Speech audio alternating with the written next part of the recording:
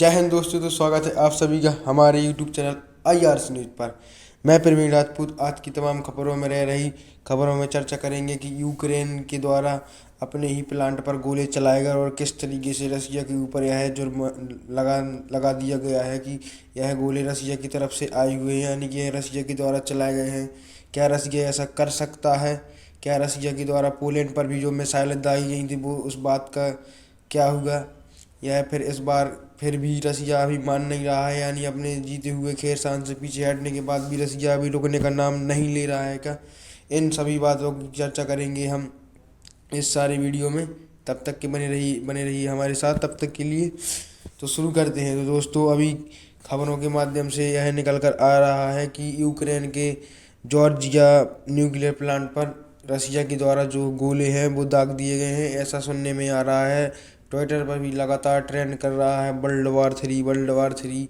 देखिए, ये world war 3 का टाइटल तो ट्विटर पर कई बार ट्रेंड किया जा चुका है, लेकिन इस स्थिति में वर्ल्ड वार 3 नहीं हो सकता और ना ही वर्ल्ड वार 3 की आवश्यकता है, क्योंकि इंडिया का हमेशा स्टैंड रसिया के साथ रहा है। लेकिन वो stand peace diplomacy dialogue PDD के हिसाब से, यानी कि पीस डिप्लोमेसी डायलॉग के हिसाब से जो स्टैंड है वो रसिया के साथ खड़ा हुआ है। लेकिन जैसे ही यह रसिया के ऊपर इल्ज़ाम लगता है कि जॉर्जिया न्यूक्लियर प्लांट पर रसिया के द्वारा गोले चलाए गए हैं, तो रशियन डिफेंस मिनिस्टर आकर सभी तमाम मीडिया में अपना बयान देते हैं कि यह जो गोले की खबर है यह सरासर झूठ है, यानी कि जॉर्जिया न्यूक्लियर प्लांट पर हमारे द्वारा कोई गोले नहीं चलाए गए हैं, हम तो उनके अपने जीते हुए हिस्से से पीछे हट गए हैं। दोस्तों, यूक्रेन ने यह क्यों कहा?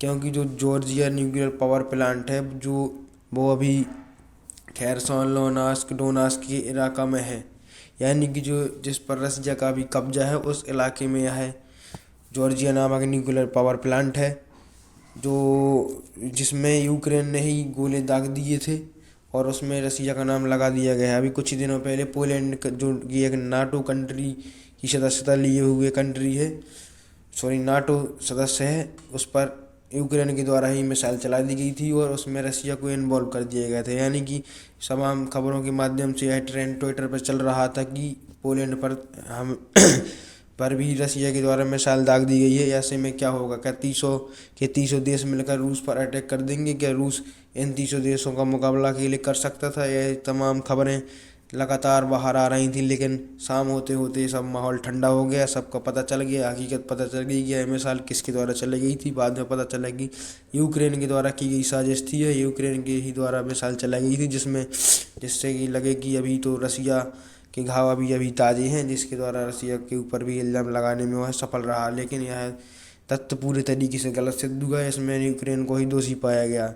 लेकिन क्या करें, यूक्रेन के साथ तो पूरा यूरोपीय यूनियन वेस्टर्न कंट्री भी लगी हुई है, इससे उस पर कोई एक्शन नहीं लिया गया है और फिर ही ऐसी दूसरी हरकत भी यूक्रेन के द्वारा फिर कर दी है। दोस्तों, इससे पहले एक बार और जब यूक्रेन USSR का सदस्य हुआ करता था, उस पर चार्नोबिल न्यूक्लियर प्लांट पर गोले बरसाए गए थे जर्मनी की द्वितीय विश्व युद्ध के द्वारा, जिससे लगभग जो द्वितीय विश्व युद्ध में जापान पर परमाणु बम गिराए गए थे फैट मैन और लिटिल बॉय, उससे 4000 गुना ज़्यादा ताकतवर का रेडिएशन फैला था। यानी कि उससे 4000 गुना तेज़ी से रेडिएशन फैला था, जिसका खामियाजा पूरा यूरोपीय यूनियन को लोगों को भुगतना पड़ा। क्या करें, इन नेताओं के चक्कर में ही जनता को पीछे पिसना पड़ता है, जिससे वहाँ पर जो हरे भरे पेड़ थे, हरे भरे पेड़ों का जो जंगल था वो खड़ा खड़ा लाल हो गया पूरा, यानी कि एकदम लाल होकर ख़त्म हो गया, जिससे उस एरिया को रेड फॉरेस्ट के नाम से घोषित कर दिया गया। यानी कि यह इतनी खतरनाक रेडिएशन छोड़ी थी। यानी कि न्यूक्लियर पावर प्लांट में विस्फोट होने का मतलब है न्यूक्लियर बॉम्ब से भी ज़्यादा नुकसान, यानी जितना तो न्यूक्लियर बॉम्ब फटने से नुकसान नहीं होता है, जितना रेडिएशन फैलने से नुकसान होता है, क्योंकि यहाँ पर बहुत ही ज़्यादा मात्रा में रेडिएशन एकत्रित की जाती है। बहुत ही ज़्यादा न्यूक्लियर रिएक्टर रखे जाते हैं, जिससे कि अगर यहाँ पर थोड़ा सा भी लीकेज होता है तो उसका खामियाजा लाखों करोड़ों लोगों की जान ले सकता है। यानी कि लेकिन इस पर बहुत ही ज़्यादा जल्दी काबू पा लिया था और इसकी निगरानी में तुरंत ही IAEA के जवानों को यहाँ पर नियुक्त की गई थी। दोस्तों, यह कंफर्मेशन नहीं है, यानी कि अब देख लीजिएगा न्यूज़ गूगल पर। जिससे वहाँ पर अभी हाल ही में गोले चले। लेकिन उनका यह कहना था कि चाहे ये जिसने भी किया हो, चाहे वो रूस हो चाहे यूक्रेन हो, लेकिन यह जो न्यूक्लियर रेडिएशन होगी वो यह नहीं पहचानेगी कि आप रशियन है या यूक्रेनियन है, जो भी है लेकिन उसकी चपेट में जो भी आएगा उसकी डेथ होना संभव है। तो ऐसा स्थिति में कृपया ना करें, अपनी तानाशाही ईगो के चक्कर में मामूली इंसानों को ना मारें। तो दोस्तों, आपने जाना कि किस तरीके से यूक्रेन चालाकी बिचालाई कर रहा, साजिश पे साजिश की जा रही है। जय हिंद दोस्तों। तो आज की वीडियो में इतना ही। इसे सब्सक्राइब करें, लाइक शेयर ज़रूर करें। धन्यवाद।